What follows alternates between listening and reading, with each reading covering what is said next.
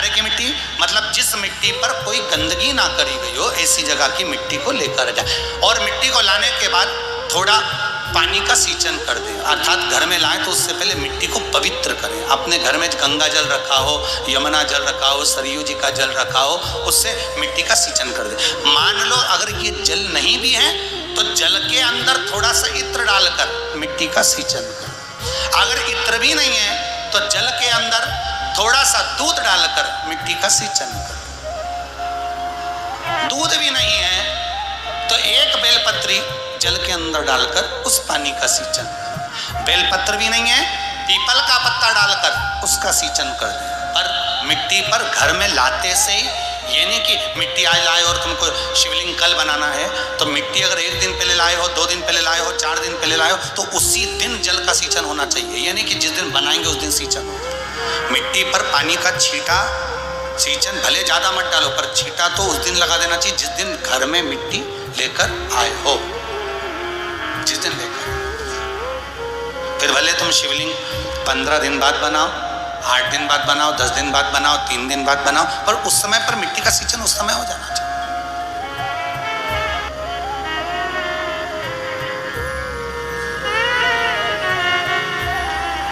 फिर कहा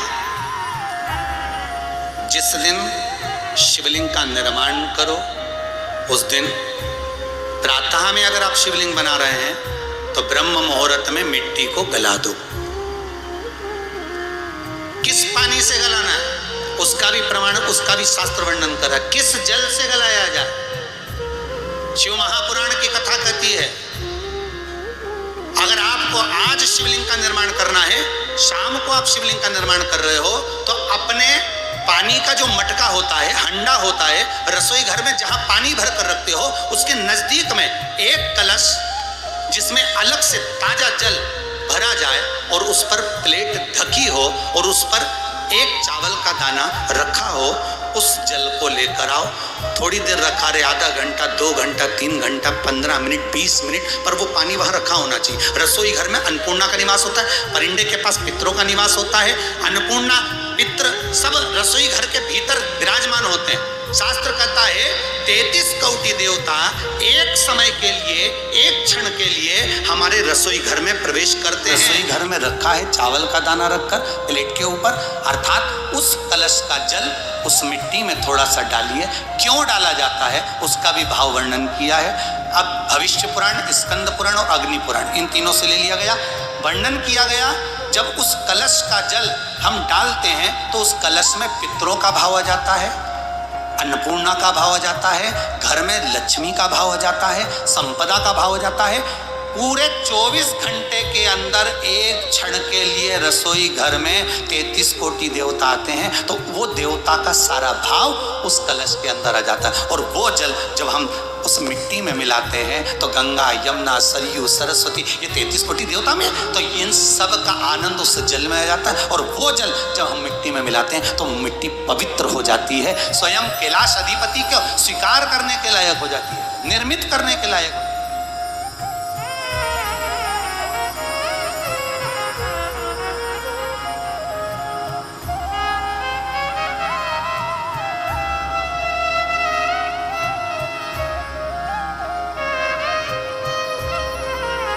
शिवलिंग का निर्माण। अब शिवलिंग का निर्माण कैसे करना? मिट्टी में गला दिया पानी में। सबसे पहले शिवलिंग बनाने से पहले पात्र जो होता है उसके नीचे एक बेलपत्र रखी जाती है। क्या रखना है?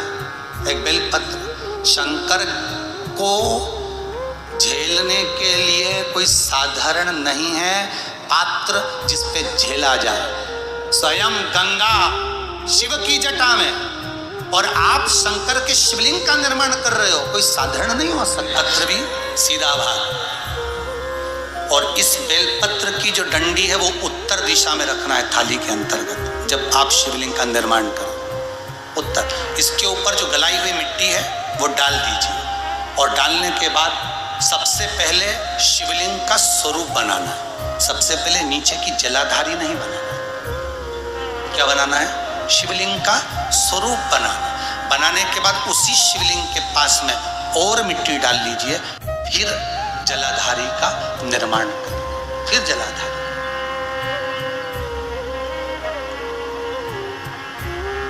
शिवलिंग जलाधारी निर्मित हो गई। शंकर जी का संपूर्ण परिवार शिवलिंग में रहता है, आपको पहले भी कहा। भगवान भूत अधिपति भूतेश्वर भगवान शिव का संपूर्ण परिवार शिवलिंग में, पहले भी कथा में कहा, आज फिर आपको वर्णन कर देते हैं। जैसे ये जलाधारी है गोल, ये चरण है, ये शिवलिंग है। ये जो गोल भाग है जहां पर भगवान शंकर का शिवलिंग रखा है, ये पार्वती जी का हस्त कमल है। जहां से पानी नीचे गिर रहा है, इसके राइट भाग में श्री गणेश जी का स्थान, लेफ्ट भाग में श्री कार्तिकेय जी का स्थान। बीच में जो एक मोटी सी लाइन होती है जलाधारी में, वो पार्वती जी के सुंदर पुत्री अशोक सुंदरी का स्थान। शंकर जी के ऊपर तिकोनी रखी रहती है, उसके ऊपर से जो जल बूंद बूंद नीचे गिरता है, ये जो पानी बूंद बूंद नीचे गिरता है, या आप कलश से जल चढ़ाते हो या आप संगीत से जल चढ़ाते हो, तो ये जो पानी गिर रहा है, ये शंकर भगवान की 5 पुत्रियां, जया, विषहरा, शामरी बारी, दोतली और देव, ये शंकर जी की 5 बेटी, 5 पुत्री। कार्तिकेय भी है, गणेश भी है, अशोक सुंदरी भी है, शंकर जी की 5 बेटियां भी हैं, शंकर भी है और पार्वती भी। अर्थात शिव जी के परिवार में आपको गणेश जी की पूजन अलग करने जाने की जरूरत नहीं पड़ेगी। शंकर के परिवार में पार्वती जी की पूजन अलग करने जाने की जरूरत नहीं पड़ेगी। कार्तिकेय की पूजन अलग जाकर करने की जरूरत नहीं है। शंकर का परिवार शंकर के शिवलिंग के साथ में उस जलाधारी में संपूर्ण परिवार शंकर का विराजमान है। संपूर्ण परिवार, कुछ भी नहीं, संपूर्ण और पूरा परिवार है महाराज।